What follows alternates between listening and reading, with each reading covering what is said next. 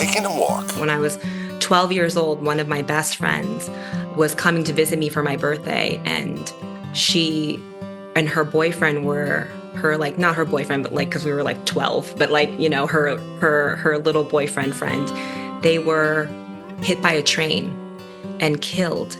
And I remember her sister called me and was like, Melissa can't come to your birthday. She died in a train accident. And it was so traumatizing, like, for me. And I immediately went to the piano and just played Chopin for like 5 days straight. Welcome to the Takin' a Walk podcast, where Buzz Knight speaks with musicians of all types that are making their mark. Buzz is thrilled to be joined by a true musical trailblazer, Chloe Flower. Chloe is a world-renowned pianist, composer, and producer who's redefining what it means to be a classical musician in the modern era. Known for her electrifying performances and her signature popsicle sound, a seamless blend of classical and pop, Chloe has captivated audiences everywhere, from the Grammy stage to viral social media clips. Chloe's here to discuss her brand new album, I Love Me More, and we welcome her right now to the Takin' a Walk podcast with Buzz Knight. Hi, Chloe. Thanks for being on Takin' a Walk. Thank you for having me. It's so special. So since we call this podcast Takin' a Walk, I have to ask you, if you could take a walk with someone, living or dead, they don't have to be involved in the world of music, but they could be. But it could be someone also important to you in different ways. Who would you like to take a walk with, and where would you take that walk? You know, it's funny because some of my best ideas and my best thinking happens when I walk. And so I recently sprained both of my ankles. Oui. It's been a struggle for me, and I really didn't know how much I miss taking those walks. So this is a great question for me.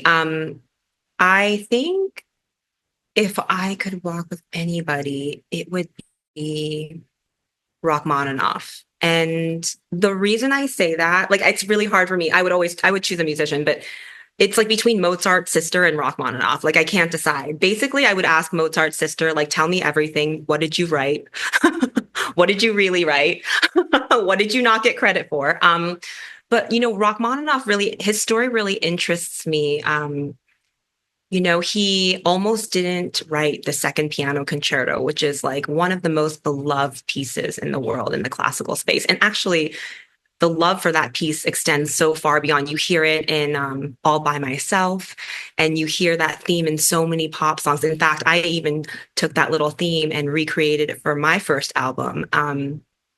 But he almost didn't write that piece because he went through like a severe depression after his first symphony. He wrote, I think it was in the late 1800s, he wrote a symphony in D minor, and it was a disaster. Like, everybody hated it. And he went into a severe depression and almost never composed again. But he sought therapy. He went to this doctor, I think it was Dr. Dahl, and I want to know what they talked about, because they don't ever tell you what was said. You just have these letters written by him that, you know, he was so depressed and he never was going to compose again. And then, I sought help. I went to a hypnotist, which I think we call a therapist today. And now, you know, I feel re-energized and re-inspired. And he wrote the most beautiful piece in the world. And so I think for me as an artist, I would love to know how he coped with that, because as an artist, especially in the classical space, we're so subject to criticism. And I would just like to know how he dealt with that on such a large scale. And I feel like that would take up the whole walk. And I believe, I've only spent a couple of minutes with you, I believe you would uncover the secret and the story. It wouldn't take you very, very long. I hope. Well, maybe one day in another world. There you go. Maybe that's right. So what's the earliest memory for you of playing music? I mean, I know you started at an incredibly young age, but beyond the age of 3, which is, I believe, when you started, do you have an earlier memory than that in terms of you playing? I started at 2, and my mother said that she actually corrected me. During the pandemic, I did this Zoom performance, and she joined because it was my sister's company, and I was speaking. And this was kind of when people didn't understand Zoom as well as they do now. It was like new. And she interrupted my talk because I was talking about my first performance ever at 3 years, but I thought I was 6, at a nursing home. And my mother was like, "No, you were 3." Like, she didn't mute herself. She just started talking. And so it was funny, but it was news, right? So I was like, "Oh, I thought I was 6, but I was 3 actually." And I do remember being in this nursing home in my hometown and sitting on a telephone book, because we had telephone books back then, and a little pillow, and playing. And I remember looking out at the audience and seeing everybody was asleep, and nobody was really listening to me play. But I remember afterwards, like, they clapped, and I was such a baby, but I remember feeling like, oh, this music is healing. I remember thinking like, sorry, my dog is here. I remember thinking like, I don't, I kind of, at a very early age, them even having me there made me understand and appreciate the power of music therapy and live performance for people, and how special that was, even though I was 3 and I probably didn't play very well. But yeah, so that's kind of I mean, even earlier than that, the very first memory I have, I remember stickers on the piano. But oh, she hears her. We welcome dogs to the Taking a Walk podcast. What is your dog's name, This first is of all? Wolfie. Her full name is Wolfguard. Oh, Gang, but Wolfguard, the female version. what kind of dog is Wolfie?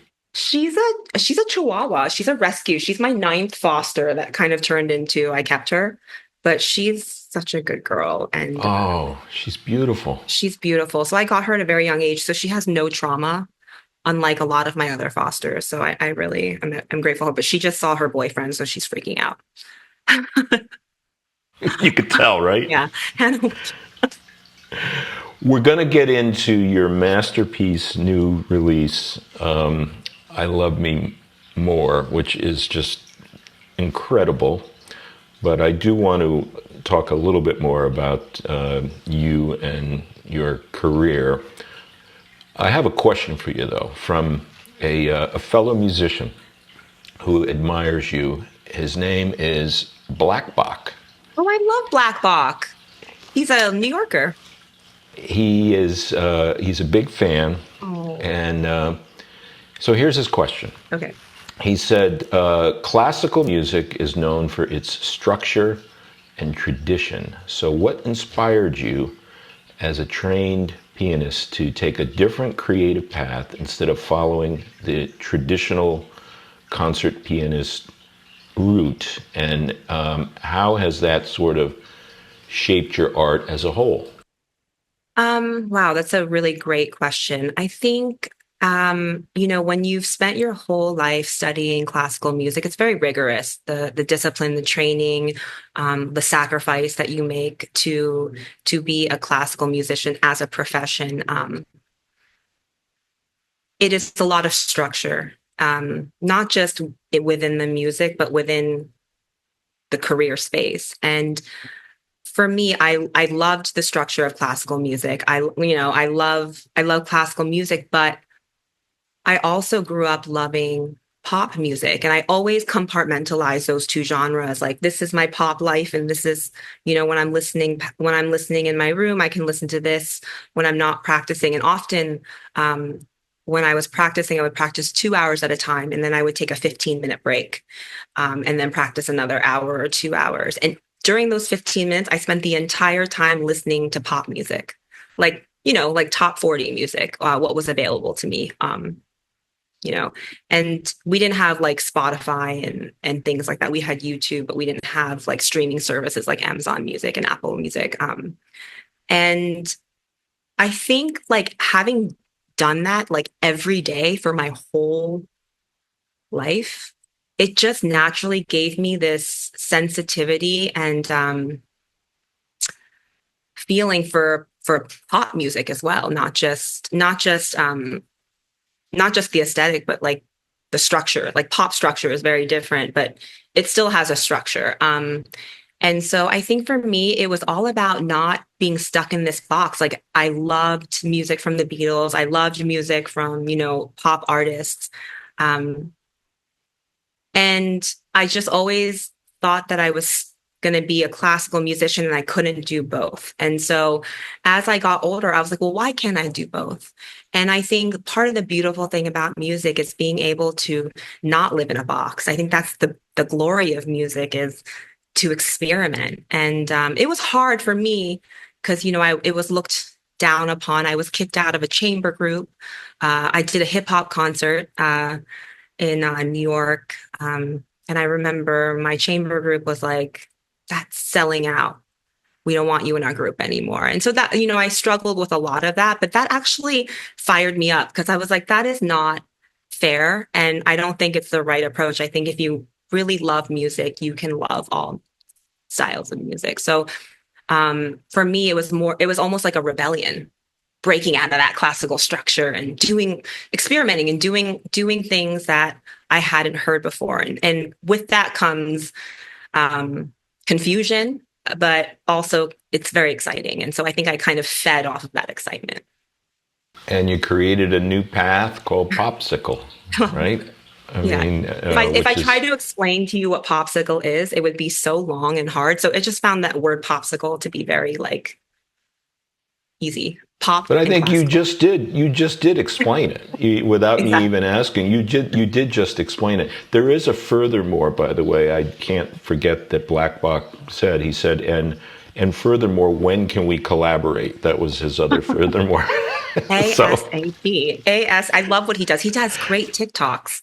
He does really cool things. He's such a swag. I love him. He did a show over at Joe's Pub that sadly I missed, but I can't wait to collaborate. I love collaborating. As a pianist, he would understand how solitary it can be. We don't have an orchestra that we go to. I serve on the board of the Manhattan School of Music, and I literally just walked in the door from that meeting. And there we were talking about Aspen Summer Music Festival. And I was laughing that, as a pianist, I was much less busier than the violinist because I was always alone practicing in my practice room as opposed to doing different, orchestral sessions and stuff. So, it's always nice to collaborate. well, speaking of collaborating, your performance with Cardi B was a pretty amazing moment there at the Grammys. How did that come about? And as you reflect on it now, how did that really impact your career? Yeah, I mean, that obviously, happened in 2019 and, people are still talking about that and wanting to talk about that. So I know how much of an impact culturally and musically that performance had. But had I not stepped outside of that structure and had I not gone to another level musically, experimentally, I wouldn't have had that opportunity. I was actually on social media just playing around with pop songs and just playing over top of them. That particular performance, her team had seen me perform "Humble" by Kendrick Lamar over his play some piano over his song. And when they heard that, that's when they reached out to me. They just called me. They got my number from my friend who's also a publicist, Lauren Cheradini, and they reached out to her through. They reached out to me through her, and yeah, and they were like, "We saw this Humble cover, and we want you to come play with Cardi." And it's amazing. I think had I not really openly stepped out of the box on socials and shown people, and social media is great because it gives you that platform to experiment. And I wouldn't have had that, and I probably wouldn't be talking to you today. Maybe I would be, but maybe not. There's always a reason, right? That things happen for sure. Yeah. So let's talk about this fantastic project. You must be so excited about it. The world is excited about "I Love Me More." There's so many elements that I want to talk about. First of all, how, when you're embarking on such a project like that, do you first consider the specific songs, and then how do you then work through who the collaborators are going to be?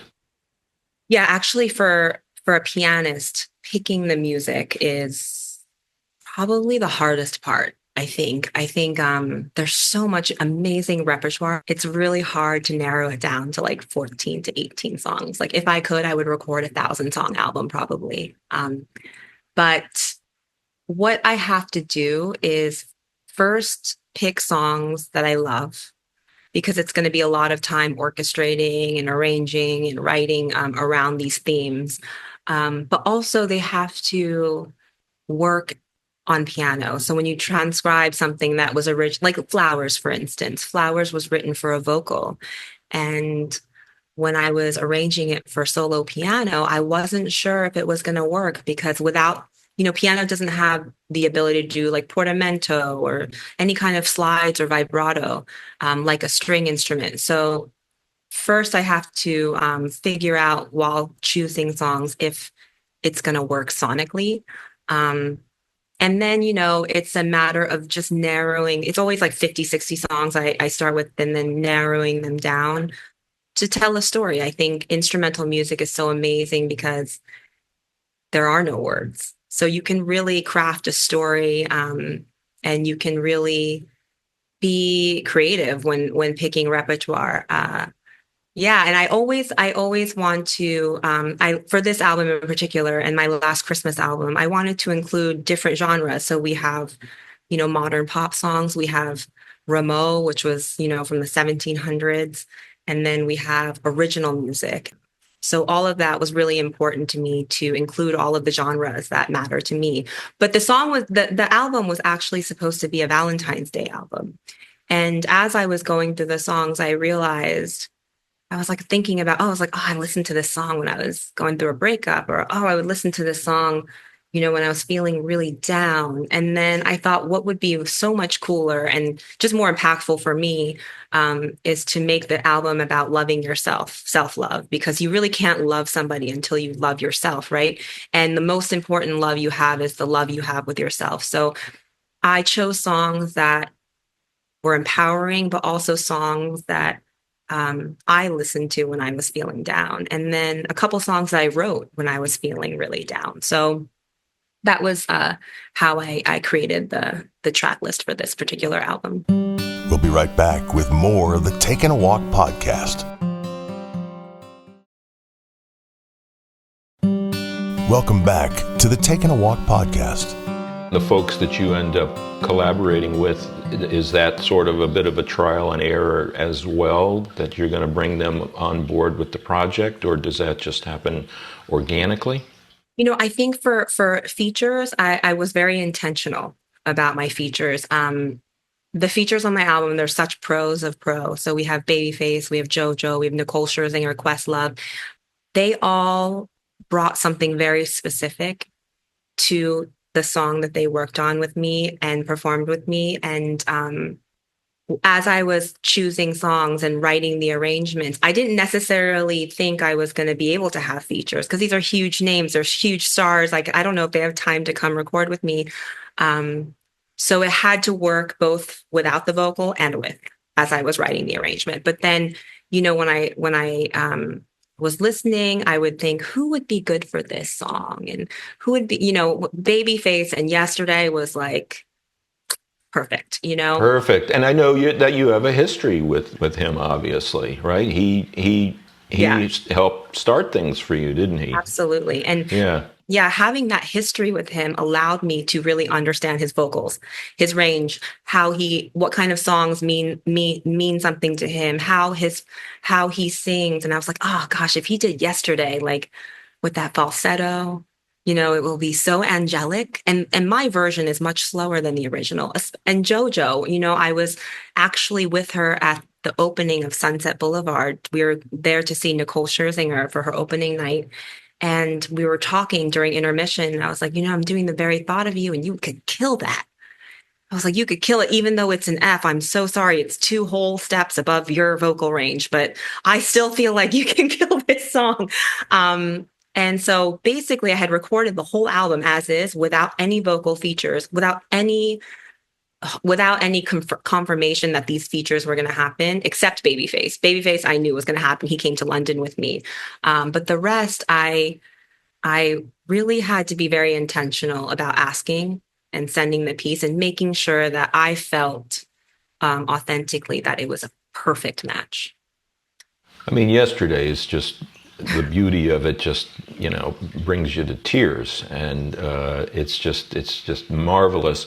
How about being in Abbey Road Studios and working there? What did that mean to you? Oh my gosh, it was just such a dream come true. I'm a huge Beatles fan. I think the Beatles are like the, not only are they one of the best groups in the world, a lot of their music has been inspired by classical music. And I think that is so beautiful. Like Hey Jude is the same theme as a Bach harpsichord concerto, the Arioso, I think it's called. And I really respect musicians who appreciate classical music and incorporate that into their music, because when you're that big of a star, you're bringing classical music to so many other people. So yesterday is actually also a little bit of its theme is based off of a piano sonata by Rachmaninoff, very obscure one that people don't really know. But still, it's very, very beautiful. And yeah, so I was a huge fan, like from the womb.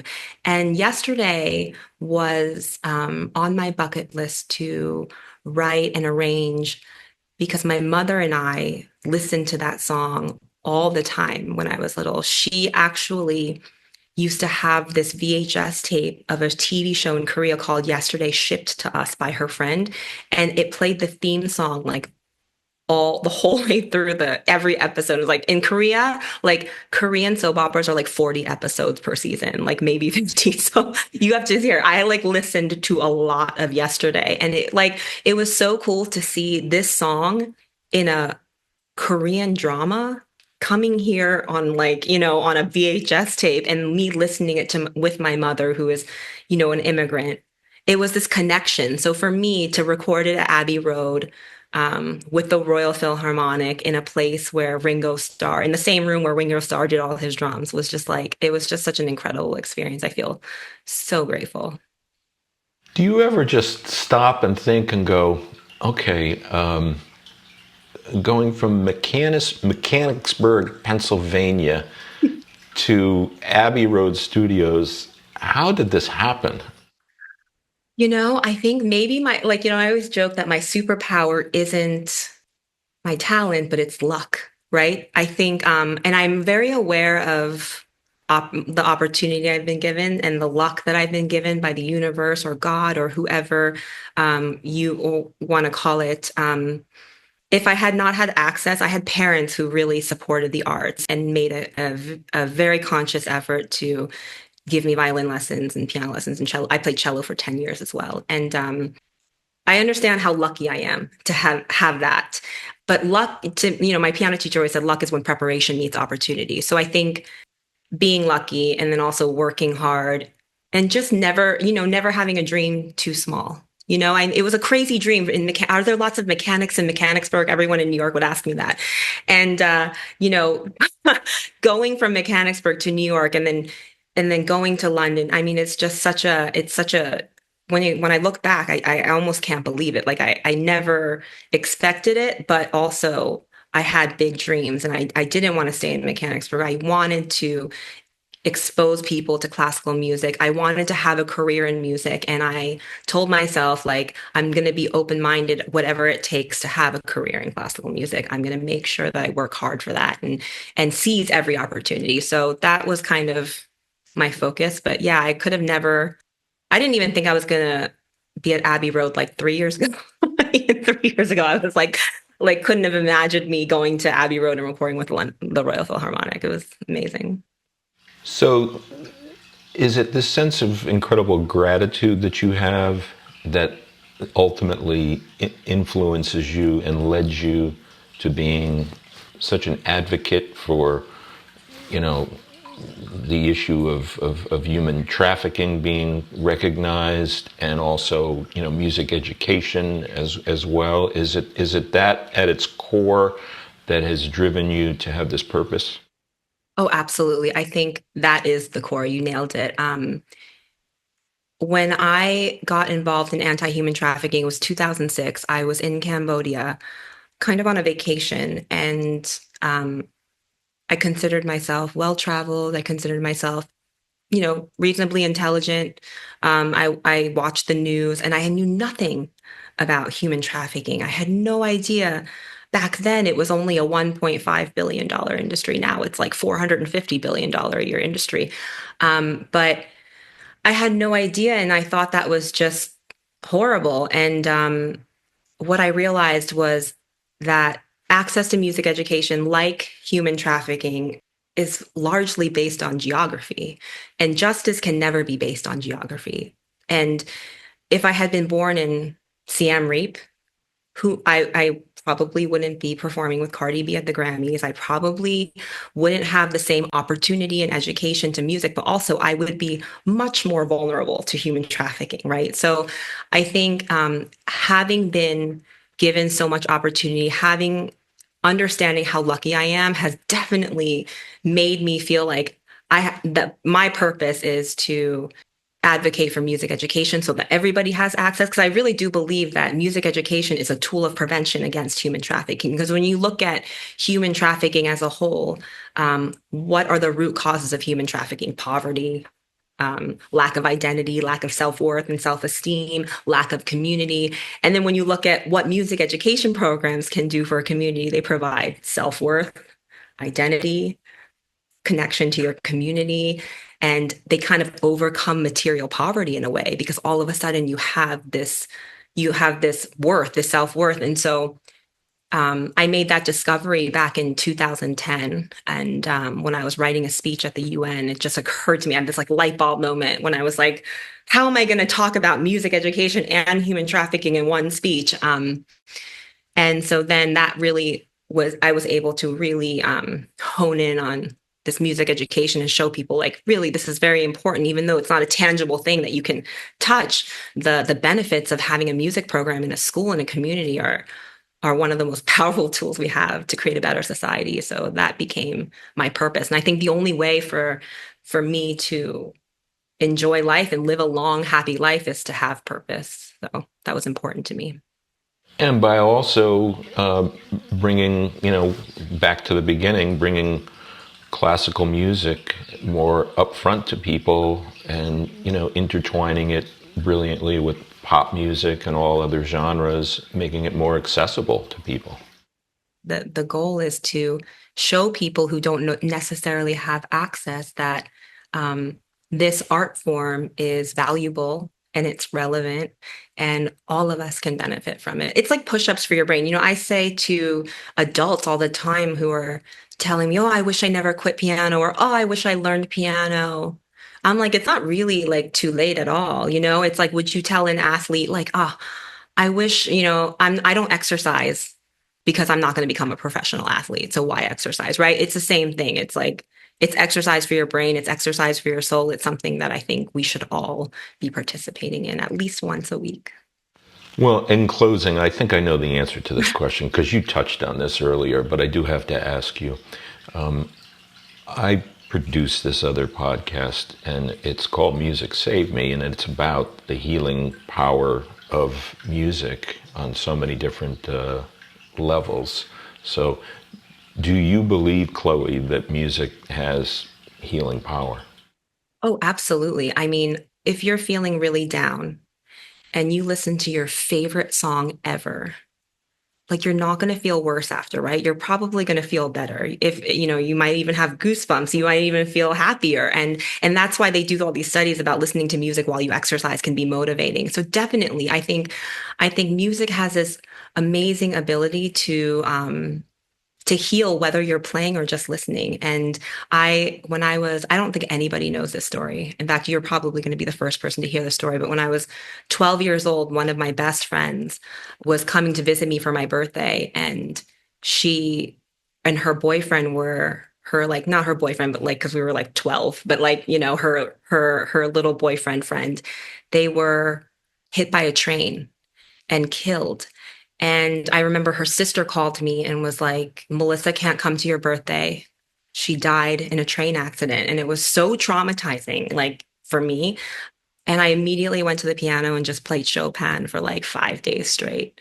Very emotional Chopin pieces, right? And that really got me through like a very traumatic experience. Instead of like doing something negative, I put all of that emotion into music. And I always wished that other people could have that opportunity to be able to channel their emotions, whether they're good or bad, into music. And that's why I think music therapy is so important, especially in healing and in hospitals, in therapy centers, and just in your home. So yes, sorry, that was a long answer. No sorry whatsoever. Chloe, I feel like even though you've been at it for decades, that you're just beginning I know. this incredible adventure. And I'm so grateful that you took the time to be on Taking a Walk. Congratulations on the new album, I Love Me More, and it's sensational. Your work is amazing. I can't wait to continue to see your star rise even more. And I hope someday you'll come back and say hi, and we can catch up. Please, and hopefully in person next time. That would be wonderful. Yes, thank you so much for having me, and thank you for all of the work that you do on your podcast and the other one. It's really amazing. So thank you for having me. Chloe Flower, thanks for being on Taking a Walk. Thanks for listening to this episode of the Taking a Walk podcast. Share this and other episodes with your friends and follow us so you never miss an episode. Taking a Walk is available on the iHeartRadio app, Apple Podcasts, and wherever you get your podcasts.